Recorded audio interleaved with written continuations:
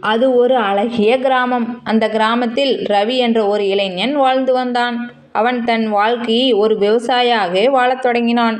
அவனது குடும்பம் விவசாயத்தில் ஈடுபட்டிருந்தாலும் ரவிக்கு வேறு ஏதாவது செய்ய வேண்டும் என்ற ஆசை இருந்தது. ஒரு நாள் ரவி தனது ஊரில் ஒரு பெரிய விவசாய கண்காட்சிக்கு சென்றான்.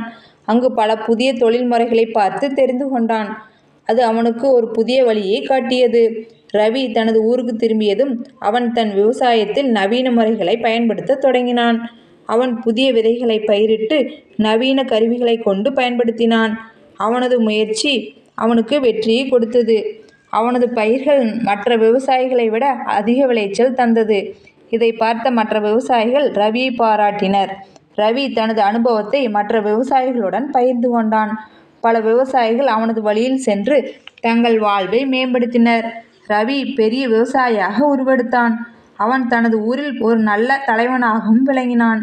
ரவியை போன்று லட்சியத்துடனும் எந்த தொழில் செய்தாலும் அதில் வெற்றி அடைய வேண்டும் என்ற உத்வேகமும் நம்மை வாழ்வில் வெற்றியடைய செய்கிறது. இந்த மாதிரி குட்டி குட்டி கதைகளை கேட்கறதுக்காக நம்ம குட்டி ஸ்டோரி சேனலை லைக் பண்ணுங்கள், சப்ஸ்கிரைப் பண்ணுங்கள். தேங்க்ஸ் ஃபார் வாட்சிங்.